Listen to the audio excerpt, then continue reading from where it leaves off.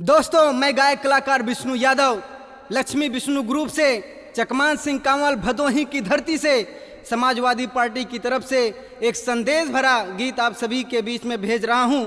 मेरा mobile number है 9503465207।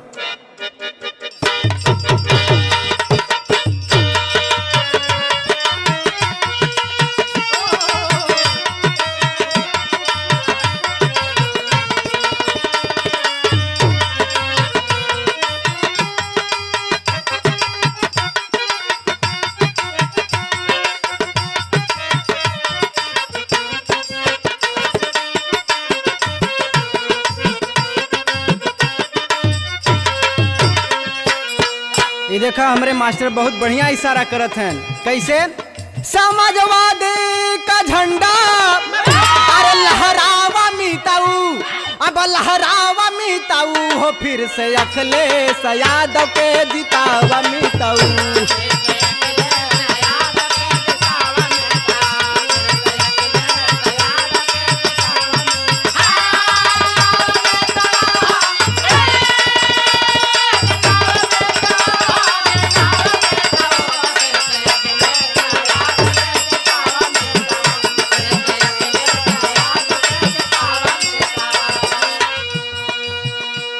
जाने के तने लोगवन के जान बचाए, अरे जब से सेवा में एम्बुलेंस लाए।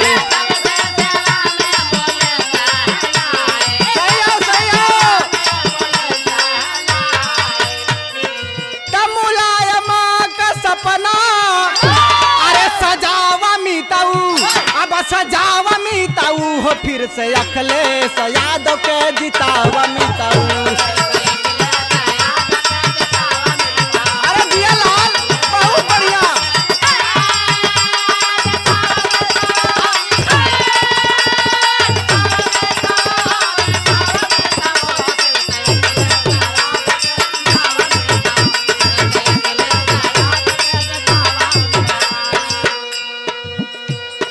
साइकिल के पाई नाही दूसर कोई पारा, अरे भारत नागरिया के अपने संवारा।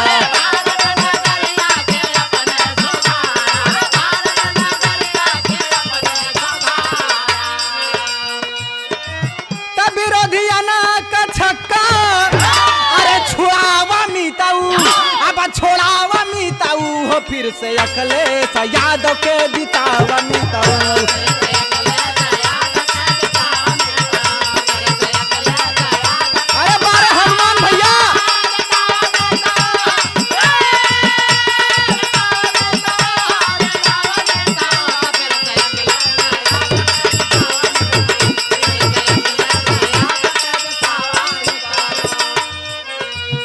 जनता जनार्दन के लिए बड़े भाई अखिलेश यादव जी ने क्या क्या किया है आपके सामने बताना चाहूँगा।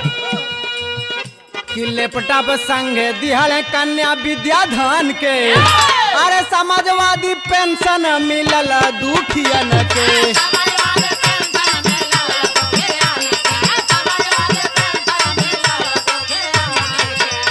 अखिलेश के शहरवा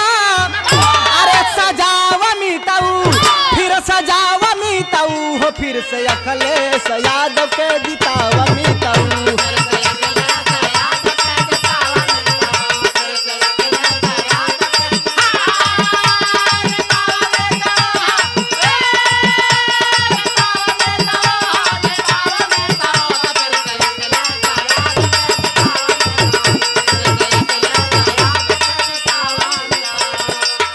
मैं गायक कलाकार विष्णु यादव जनता जनार्दन के चरणों में प्रणाम करता हूं और एक संदेश, एक निवेदन, एक विनती इनके चरणों में रखता हूं।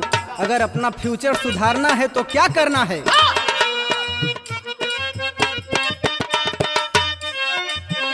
तब बहुमत में जितावा तू दई के हाँ वोट हो, अरे करा नहीं आपस में विष्णु मन मोट हो।